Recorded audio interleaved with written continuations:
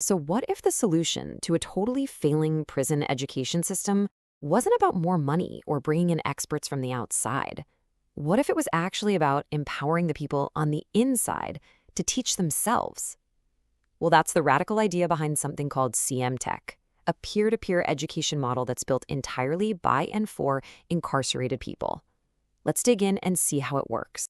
To really get why this is such a huge deal, you have to start with this number, 2%. Out of 2 million people in prison, traditional college programs have only managed to reach 2% of them in the last 5 years. That is a staggering gap. And look, the people behind CMTech, they don't mince words. Their founding documents just state it plainly. The current system is failing, period. And that's not just a criticism, it's really a call to action. It sets the stage for a completely new way of thinking.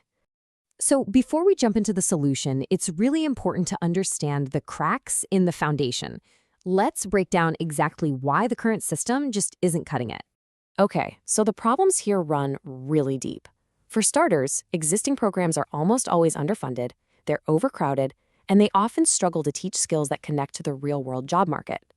But now, there's a whole new urgency.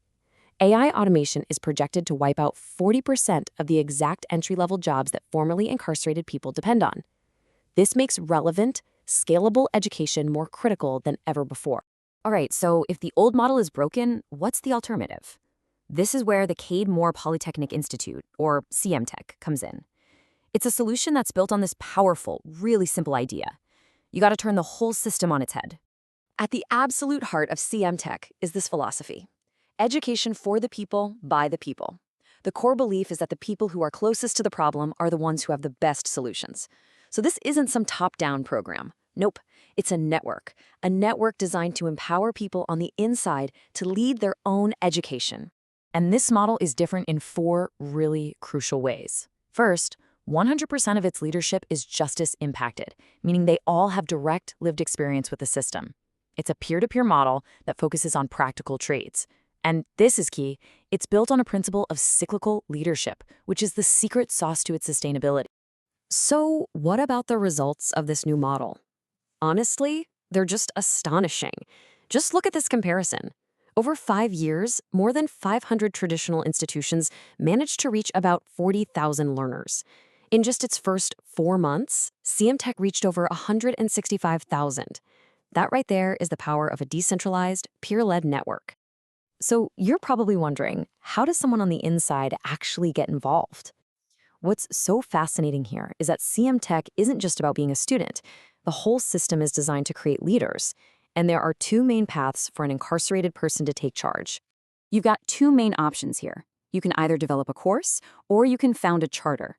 So if you have expertise in a specific trade or skill, you can actually create the curriculum for the entire network.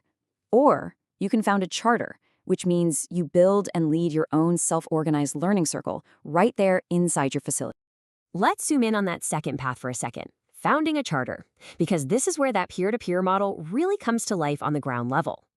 Now, the cool thing is, you're not just thrown in the deep end. CMTech provides a really clear, structured path to get a charter up and running. It's a 3-month journey. Month 1 is all about building your foundation and getting your team together. Month 2, you're designing the program and running a few pilot tests. And by month 3, your charter is in full operation, and you're already planning for its own long-term sustainability. But who's really in charge here? Well, that's governed by something they call the 99% autonomy principle. While the main CMTech organization provides the curriculum and the framework, it's the local charter leaders who make the day-to-day decisions. They are totally empowered to adapt the program to whatever works best for their peers. And leadership isn't a one-person show. Not at all. A successful charter relies on a whole team. You've got the charter lead who holds the vision, you've got session coordinators who actually facilitate the learning, a progress tracker to monitor how everyone's doing, and a recruitment lead to bring new people into the program. It's all about shared responsibility. And what does one of these sessions actually feel like? Well, it's not a boring, traditional lecture, that's for sure. It's a super structured, interactive flow. It starts with a quick opening to set goals, then you get into the core content through discussion, and then comes the crucial part, a big chunk of time for hands-on application before closing everything out with a recap. It's all about active, practical learning. Okay, but what about the long term? The final piece of this model is, you could argue, the most brilliant part of all: how it's designed to sustain itself, to make sure the work continues long after the original founders are gone. Right? This is the question that plagues so many prison programs.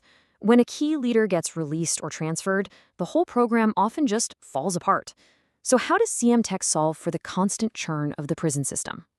The answer is baked right into the system's DNA, with something they call the cyclical leadership mandate. And get this, it is not optional. It is a core, non-negotiable requirement. From the very moment you start a charter, your job includes identifying and training your replacement. Leadership isn't a position you hold, it's a process of constant mentorship. And this directly solves the problem of underfunding and staff shortages, because the system literally powers itself. And this all brings us to a quote from CMTech's own founder guide that just perfectly captures the spirit of this entire movement. You're building a system that outlives you. See, it's not about your personal legacy. It's about creating a durable, lasting system of opportunity, proving that incarcerated people can be the agents of their own transformation. So the question CMTech really leaves us with is this: what does it look like when a system is designed not just to teach, but to replicate and grow entirely on its own?